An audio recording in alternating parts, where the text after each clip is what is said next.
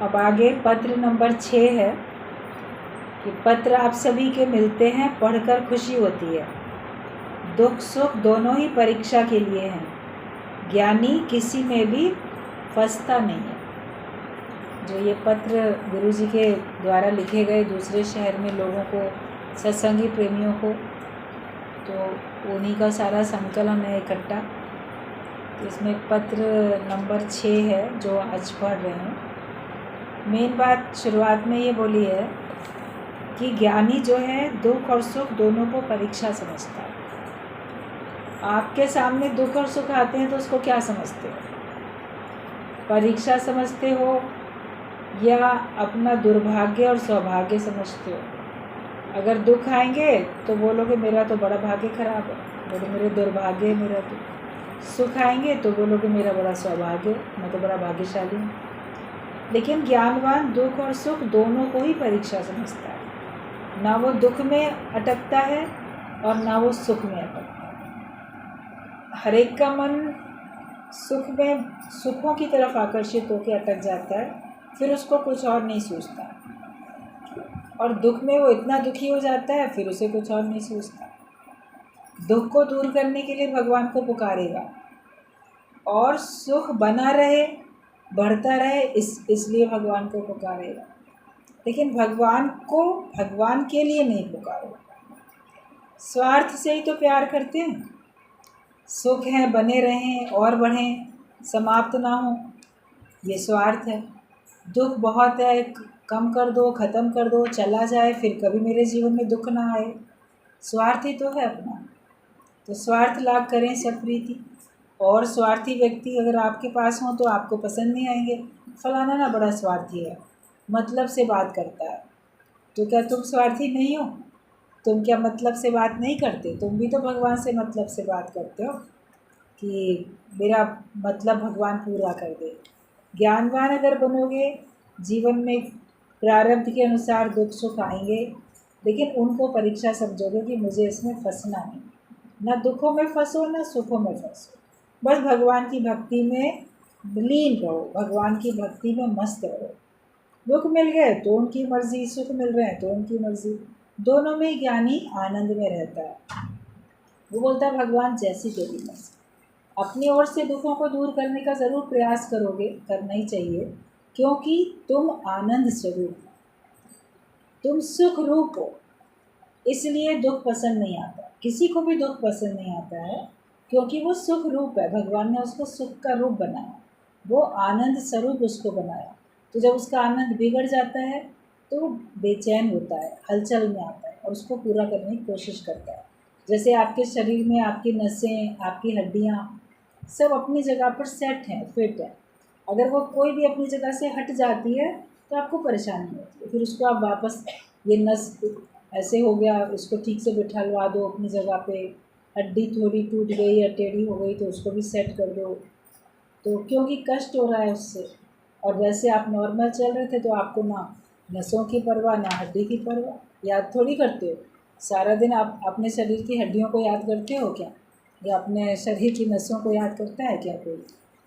वो अपनी जगह पर है और वो आप आराम से सुचारू रूप से आपका शरीर चल रहा है, आप अभ्यस्त हो उसी के।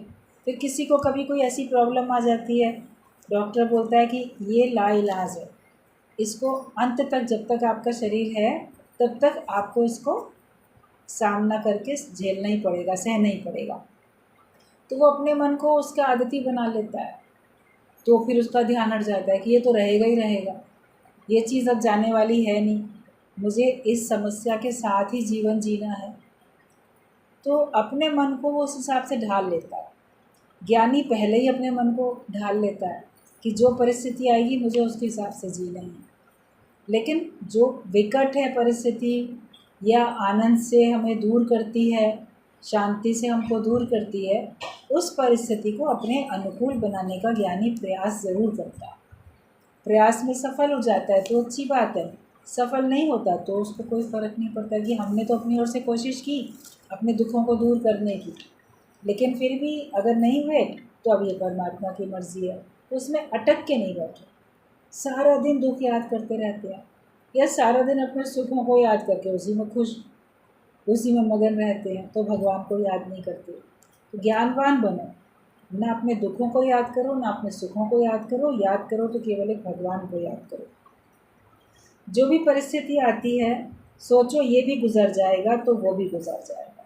जो आई है परिस्थिति ये चली जाएगी, सदा नहीं रहेगी। दिन के बाद रात, रात के बाद दिन आता ही आता है, सदा नहीं रहता वो, लेकिन वो बदलता ज़रूर है। तो तुम्हारा भी समय बदलेगा ज़रूर। आज जैसा समय है कल ऐसा नहीं रहेगा, बदलेगा। तो उस विश्वास में रहो कि ये गुजर जाएगा। सुख आएगा तो भी आप अटकोगे नहीं ना, जब बोलोगे ये गुजर जाएगा, सदा रहने वाला नहीं है, तो उसमें क्या मन को अटकाए। दुख आएगा तो भी बोलो ये गुजर जाएगा, तो दुखी नहीं होगे कि अरे चला जाएगा, आया है तो चला जाएगा। ये भी गुजर जाएगा जो शब्द है, वाक्य है, ये आपको दुख और सुख दोनों में आपको धीरज देता है, दोनों में आपको सुजाग रखता है, सावधान रखता है। एक तरीके से ये मंत्र है। एक बार एक व्यक्ति अपने गुरु के पास जा रहा था, अपने मित्र से मिलने गया। कहता है कि मैं जा रहा हूँ कुछ दिन के लिए, मेरे गुरु जिस शहर में रहते हैं वहाँ उनसे मिल के आऊँगा। तो उस व्यक्ति ने कहा देखो मैं तो नहीं जा पा रहा हूँ, इतना अपने व्यापार में बिज़ी हूँ।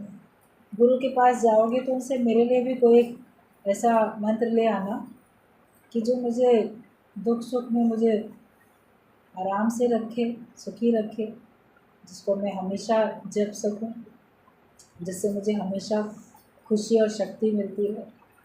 बोला ठीक बात है।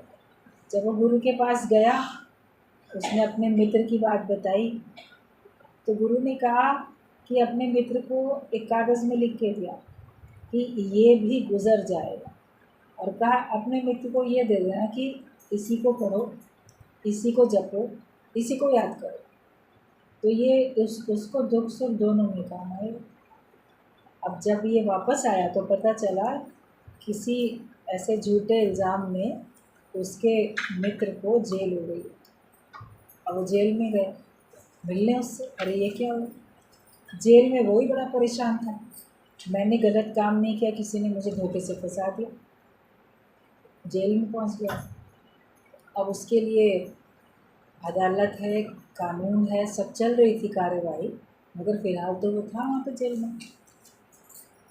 तो उसको जैसे गया मित्र और कहता है कि अरे तुम ऐसे पहुँच गए जेल में, बोले बड़ी परेशानी है, लेकिन ये बताओ तुम गुरु के पास गए थे मेरे लिए, गुरु ने क्या बोला? तो उसने वो कागज़ दे दिया, तो उसमें लिखा था ये भी गुजर जाएगा। और जैसे उसने ये पढ़ा इतना खुश हो गया, बोला अरे मैं जेल में हूँ, मैं इतना परेशान हूँ कि क्या होगा, कैसे होगा। तो गुरु ने कहा ये भी गुजर जाएगा, मतलब ये हमेशा रहेगी नहीं परिस्थिति। तो वो खुश हो गया, और सचमुच में बहुत जल्दी ही फैसला हुआ कि ये गलत इसको पकड़ा गया है, उसको बाइज्जत छोड़ दिया गया। खुश हो गया, घर में आया, घर में आके लोग बड़े खुश हो रहे थे, बहुत चारों तरफ बधाइयाँ हो रही थी। उसको लगा ये भी गुजर जाएगा। उसने अपने घर में बड़ा बड़ा सा लिख के ऐसे टांग दिया जहाँ था, कि ताकि आते जाते मेरी निगाह पड़ती रहे, वरना मैं बड़ा सुखी हूँ, तो कहीं अहंकारी ना बन जाऊँ। तो किस चीज़ का हम अहंकार करते हैं वो हमारे से जा भी सकता है, तो ये भी गुजर जाएगा, तो अटको नहीं कहीं भी। तो एक तरीके से ये महामंत्र हो जाता है हमारे लिए, जो दुख और सुख दोनों से हमको उपराम करता है। हमेशा ये बात याद रखो, जो आज है वो कल नहीं रहेगा। परिवर्तन संसार का नियम है, परिवर्तन होता ही रहेगा। अपरिवर्तनशील आत्मा है, तुम अपने को बाहर की परिस्थितियों में, परिवर्तनशील परिस्थिति में अपने को अपरिवर्तित रखो।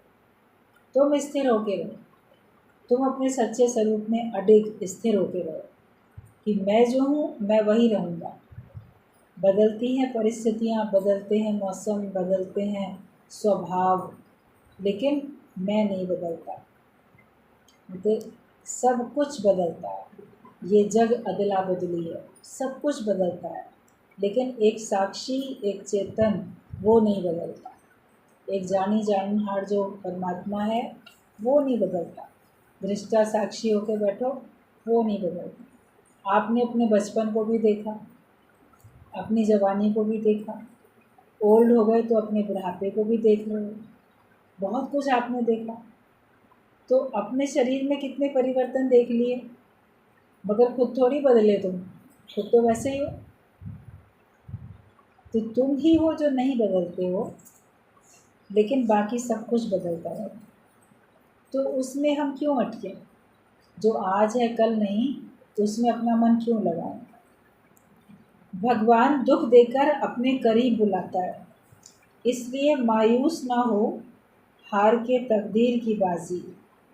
प्यारा है वो गम जिसमें हो भगवान भी राजी। अगर दुख मिलते भी हैं तो ये सोचो कि भगवान वो दुख देकर हमको अपने नज़दीक बुलाता है। आप तो बोलोगे भगवान ने मेरे संग बड़ी बेइंसाफ़ी की, बड़ी नाइंसाफ़ी की, मुझे ही क्यों दुख दिए, औरों को बड़ा सुख मुझे दुख है, क्यों है? तो आप अपने को बड़ा ऐसे अभागा समझने लग जाते, मेरा भाग्य खराब है।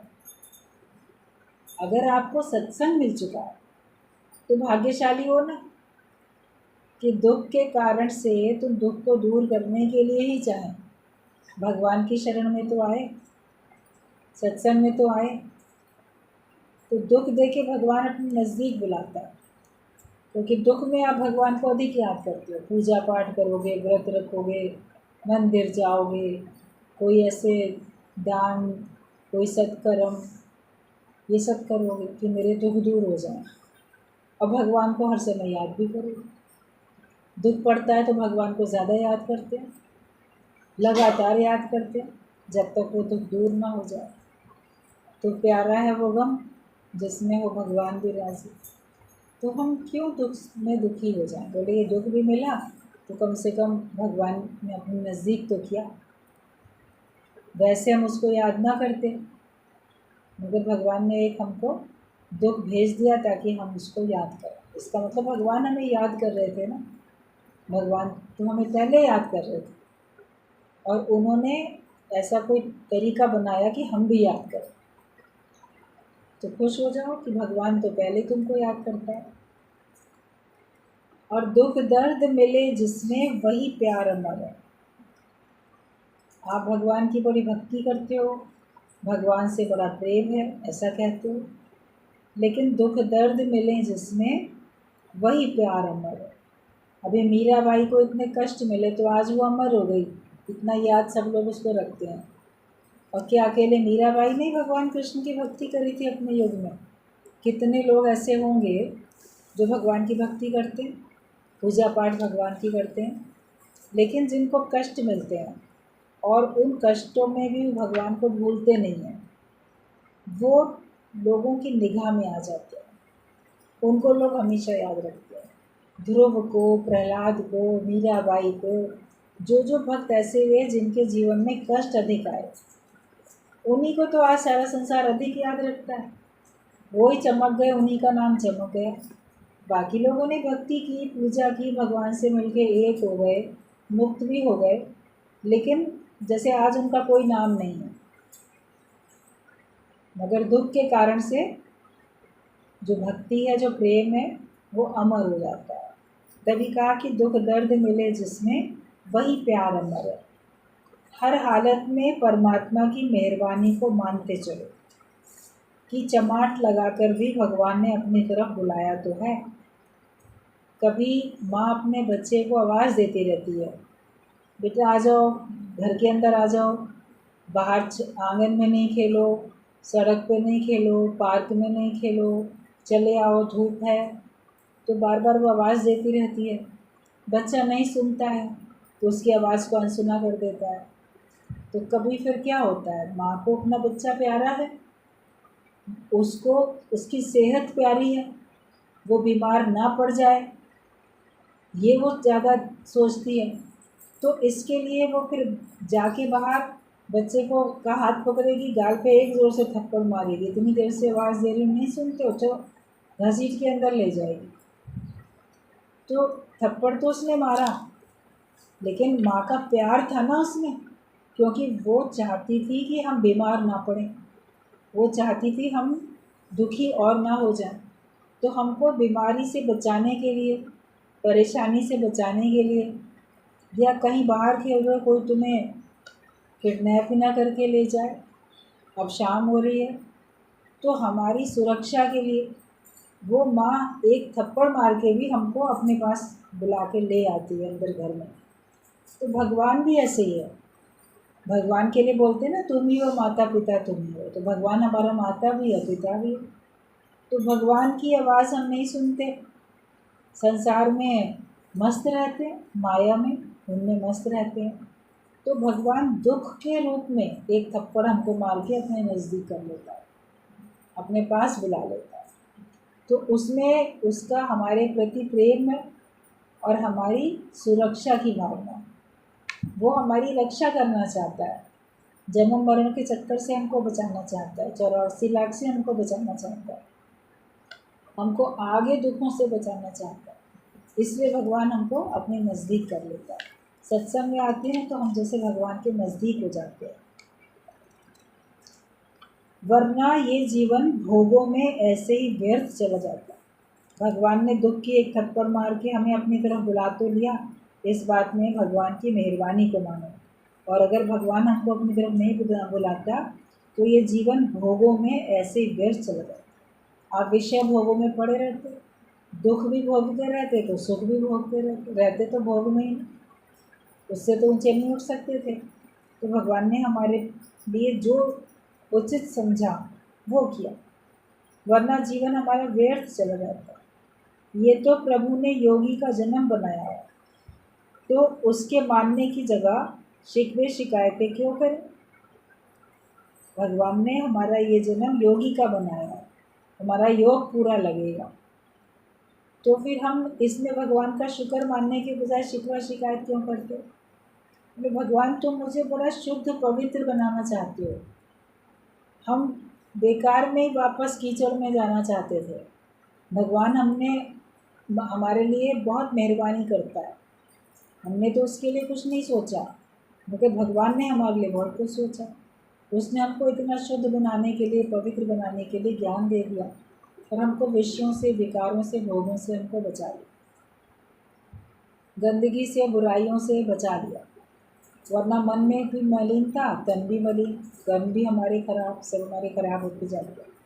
तो हम उसके शुक्राने नहीं मानते और उसकी जगह शिकवे शिकायतें हम क्यों करें। हरकत में बरकत है, हर बात में ईश्वर का राज छुपा हुआ, हर बात में ईश्वर का राज। कभी भी परमात्मा को किसी बात के लिए शिकायत मत कर कि भगवान तूने मेरे साथ जो किया वो गलत हुआ। ये परिवर्तन हुआ बस। इसीलिए भजन की लाइन है, मानव तू परिवर्तन से काहे को डरता है, ईश्वर जो भी करता है अच्छा ही करता है। ईश्वर जो करता है वो अच्छा करता है। कभी भी भगवान ने तुम्हारे संग कोई बेइंसाफ़ी नहीं की, कोई बुराई नहीं की। तुम्हारा योग भगवान पूरा लगाने के लिए ये सब व्यवस्था बना रहे हैं। अगर माया नहीं मिलती है आपको, माया के पदार्थ नहीं मिलते, मायावी लोग आपको नहीं मिलते, किसी के पास पुत्र नहीं है, किसी के पास संतान नहीं है, किसी के पास पति नहीं है, किसी के पास परिवार नहीं है, तो सोचता है कि मेरे लोग हैं ही नहीं कोई, मैं तो बस ऐसे अकेला अकेला सा हूँ। माता पिता भी दुनिया से जल्दी चले गए, भाई बहन भी कोई नहीं है, तो मैं अकेला ही बच गया। तो दुखी होते हैं। लेकिन भगवान ने जो व्यवस्था बनाई है तुम्हारे भले के लिए। लोग हैं अगर तुम्हारे पास तो भी उसमें भलाई है, नहीं है तो भी उसमें भलाई है। हर बात में भगवान का इंसाफ है, हर बात में भगवान की कोई ना कोई अच्छाई छिपी हुई है, तो उसमें कोई राज छिपा है। तो हम हर बात में वाह वाह करते चले, जो भी बात है उसमें कोई रहस्य है, कोई राज छिपा हुआ है, वो राज हम अभी समझ नहीं पाते हैं। इसलिए वाह वाह करते चलो, हाय हाय कभी मत करो, किसी बात में हाय हाय नहीं करो, वाह वाह करो। जब वाह वाह करते रहोगे तो संसार के दुख तकलीफ़ें सब हवा हो जाए, और हाय हाय करते रहोगे तो यहीं रहेंगी, वो आपके सामने ही रहेंगी, वो परिस्थितियाँ कभी फिर जाएंगी भी नहीं। इसलिए वाह वाह करते चलो। लगन व प्रेम दिनों दिन बढ़ाते आओ। गुरु के प्रेम के बंधन में ही माया के सारे बंधन छूटेंगे। जब आप गुरु के प्रेम के बंधन में रहोगे तो माया के सारे बंधन तुम्हारे से छूटते चले जाएंगे। जिसको गुरु से प्रेम हो जाता है उसके ही सारे बंधन छूटते हैं। अगर आपको माया से प्रेम है तो फिर आप बंधे हुए हो, लेकिन गुरु से प्रेम होता है तो माया छूट जाती है। और आज्ञा मान सदा सुख पाए। प्रेम होगा तभी तो आज्ञा मानोगे, प्रेम नहीं होगा तो कैसे आज्ञा मानोगे। ये सोचो कि जो भी कुछ गुरु कहते हैं कर करने के लिए कहते हैं, कोई चीज़ छुड़ाने के लिए कहते हैं, तो उसमें मेरी उन्नति है। आज्ञा मानने में हमारा मन मुड़ता है, वरना हमारा मन नहीं मुड़ता। जो लोग आज्ञा मान पा रहे हैं, किसी ने गुरु ने कुछ कहा उसको हाँ कर पाते हैं, इसका मतलब उनको मन को मोड़ने की कला आती है और तभी उनको सुख भी मिलता है। निज सुख निर्मल सोई पाए, जो मन को मोड़े मोड़े। जो अपने मन को मोड़ते जाते हैं उनको सुख मिलता जाता है, और जो अपने मन को नहीं मोड़ते हैं तो उनको सुख भी नहीं मिलता। हम अगर सुखी होना चाहते हैं तो अपने मन को मोड़ते जाओ, अड़ के नहीं बैठ जाओ, अटक के अड़ के ऐंठ के बैठ जाते हो। ऐसे अपने आप को फ्लेक्सिबल बनाओ।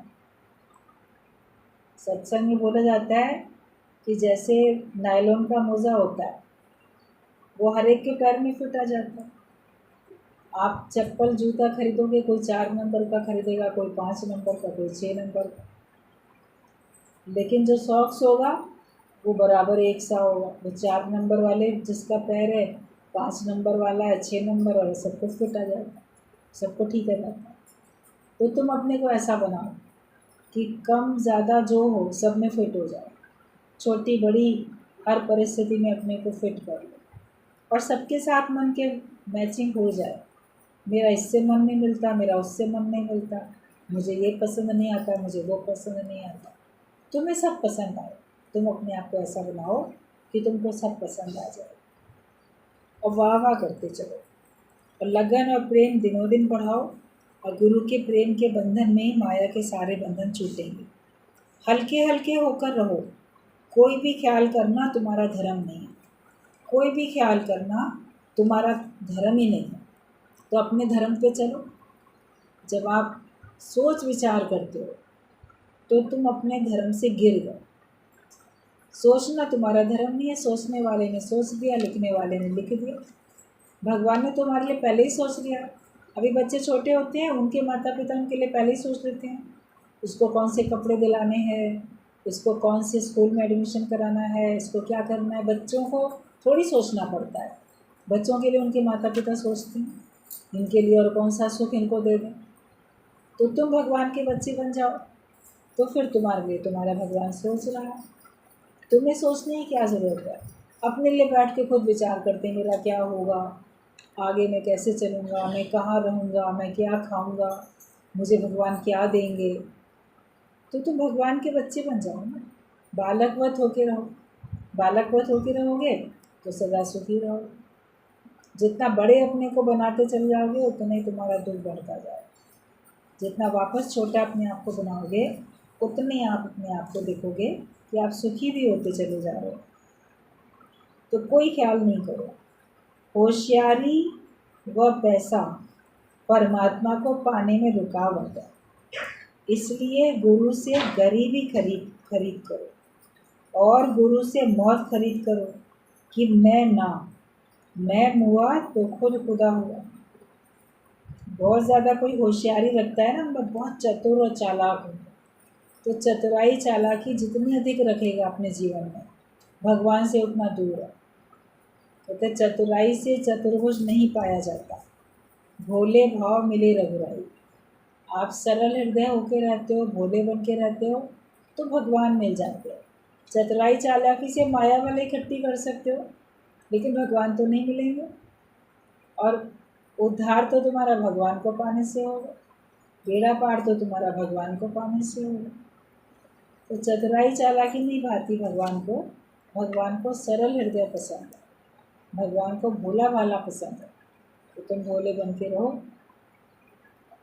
होशियारी नहीं रखो। और पैसा अगर आपके पास होता है वो भी भगवान को पाने में रुकावट बन जाता है, क्योंकि सारा दिन माया कमाने में लगे रहते हो, और चाहिए और चाहिए। और पैसे का अहंकार, मेरे पास इतना है, मैं पैसे के बल पे कुछ भी कर सकता हूँ, मेरे पास शक्ति है, पैसा है, मैं किसी को भी कुछ भी अपना गुलाम बना लूँ, नौकर बना लूँ। किसी को हम चाहें तो शत्रु को पैसा दे के मरवा सकते हैं। गलत काम भी तो पैसे से करते हो। तो पैसा आपको अगर है तो फिर उसको संभालने की चिंता, चोर न ले जाए। पैसे के कारण शत्रु इतने तैयार हो गए, अपनी सुरक्षा की चिंता। तो पैसा जो है वो आपको उलझा देता है, माया में ही उलझा देता है, और आप भगवान तक पहुंच नहीं पाते। तो ये रुकावट है। इसीलिए पहले ज़माने में जिनको भगवान को पाना होता था सब कुछ छोड़ छाड़ के चले जाते कि हमें सिर्फ भगवान को पाना है। वानप्रस्थ आश्रम में चले जाते थे सब कुछ छोड़ के, और आगे संन्यास में चले जाते थे सब कुछ छोड़ के, कि हमें इन सब से अब मोह नहीं रखना, इन सब के आपको बंधन में नहीं आना। आप लोग नहीं जा सकते घर गृहस्थ छोड़ के, जब तक जीवन आपका है आपको अपने घर में ही रहना होगा। पैसे का सदुपयोग करना गुरु सिखाता है, उसकी आसक्ति ख़त्म करा देता है। तो फिर आप अमीर हो तो भी, गरीब हो तो भी आप भगवान को पा सकते, क्योंकि आपने अपने को अब अमीर मानना छोड़ दिया, अपने को बहुत बुद्धिमान होशियार मानना छोड़ दिया। अब ये नहीं कि आपकी बुद्धिमानी ख़त्म हो गई तो आप मूर्ख बन जाओगे। अकल आपके पास होगी, लेकिन उसका अहंकार करना छोड़ दिया। पैसा आपके पास होगा, लेकिन पैसे का अहंकार करना छोड़ दिया। जहाँ आपका अहंकार खत्म हुआ तो भगवान आपको मिल जाएंगे। ये अहम मैं कुछ हूँ, ये भगवान को पाने में रुकावट होता है। तो इसलिए गुरु से गरीबी खरीद करो, मतलब कि नॉन पोजीशन हो जाओ कि मेरा कुछ भी नहीं है, मेरा कुछ है ही नहीं, जो है वो सब भगवान का है। हम अपने को ये माने ही नहीं कि मेरा है। मेरा मानने में तो हमें तकलीफ़ है, मेरा मानने में तो अहंकार है। तो गुरु से गरीबी खरीद करो, और गुरु से मौत खरीद करो कि मैं आज से हूँ ही नहीं। शरीर तो आपका दिखेगा चलता फिरता, प्राण आपके दिखेंगे, लेकिन ये है कि आप अपने को जो पहले मान के बैठे थे मैं कुछ हूँ, तो वो मानना आप फिर बंद कर दोगे। कि गुरु से गरीबी खरीद करो और मौत खरीद करो कि मैं नहीं, मैं हुआ तो खुद खुदा हुआ। जब मैं अपने आप को समाप्त कर दूँ, अपने को मैं मार दूँ, तो मैं खुद ही भगवान हो जाऊँगा। मेरे अंदर जो मेरी मैं है, यही भगवान होने में रुकावट है। जब ये गुम हो जाती है तो हम खुद ही भगवान का रूप हो जाते हैं। लगन में अगन तो दिनों दिन बढ़ती जानी चाहिए। ये जीवन तो मिला ही है सच को पाने के लिए, सच को जानने के लिए जीवन मिला है। तो लगन में अगन हमारी बढ़ती रहनी चाहिए। माया तो जितनी प्रारब्ध में होगी वो अवश्य मिलेगी, ये विश्वास करके बैठो। भगवान ने इस जन्म में आपके भाग्य में जितनी माया लिख दी वो तो अवश्य ही मिलेगी। कभी कभी किसी के लिए आप बोलते हो ना कि ये तो मिट्टी में भी हाथ रखता है तो सोना हो जाता है, मतलब थोड़ा सा भी पुरुषार्थ करता है तो उसको बहुत अधिक लाभ मिल जाता है। तो उसके भाग्य में उतना लाभ है, थोड़ा सा पुरुषार्थ करता है तो मिल जाएगा। और कोई लोग बहुत पुरुषार्थ करते हैं तो उनको कम मिलता है, मतलब उसके भाग्य में कम है। पुरुषार्थ तो आपको करना पड़ेगा, मेहनत तो करनी पड़ेगी, लेकिन जितने भाग्य में होगा उतना आपको मिलता जाएगा। कई बार हम देखते हैं किसी की बहुत प्रोग्रेस होती जाती है, बिज़नेस खूब चमकता जाता है, बहुत पैसा आता है, या वो कोई नौकरी करता है उसमें बड़ी जल्दी उसको प्रमोशंस मिलते जाते हैं, उसकी बड़ी तरक्की होती जाती है, वो बहुत ऊंचाई पे पहुंच जाता है, उसको बहुत धन संपत्ति मिल जाती है थोड़ा सा प्रयास करने पर भी। तो ये जैसे भगवान ने उसके भाग्य में इतना लिख दिया कि उसको इतना मिलेगा तो मिलेगा। तो आप अधिक पुरुषार्थ करो तो भगवान को पाने के लिए करो, आप अधिक पुरुषार्थ माया को पाने के लिए करते हो। लेकिन अधिक पुरुषार्थ करना है हमको भगवान को पाने के लिए, कि माया तो जितनी प्रारब्ध में होगी अवश्य मिलेगी, बाकी पुरुषार्थ करना है सच को जानने के लिए। ये कार्य जितनी जल्दी हो सके कर लो। सत्य को जानने का कार्य जितनी जल्दी हो सके उतनी जल्दी करो। आप देर मत लगाओ। आप बोलो ओल्ड एज में करेंगे, बुढ़ापे में करेंगे भगवान को पाने का काम, तो भगवान को पाने का काम जितनी जल्दी कर सकते हो उतनी जल्दी करो। इसमें लेट नहीं करना चाहिए। आप भगवान को प्राप्त करके बैठो, अपना योग लगा के बैठो, फिर आपके सामने जो भी कर्तव्य कर्म है वो आप करो, लेकिन उनको करने में आपको भगवान आगे रखना, कि जो भी कुछ मैं करता हूँ भगवान को पहले आगे रखना। ये कार्य जितनी जल्दी हो सके कर लो और निर्मोही होकर संसार में रहो। संसार में जो रहना है तुमको, तो वो निर्मोही होके रहना। मोह रख के बैठोगे तो फिर आपके अंदर में बंधन है, और मोह को छुड़ा के बैठोगे, मोह से छूट के बैठोगे, तो फिर आप देखोगे कि आपकी मुक्ति होती चली जाए।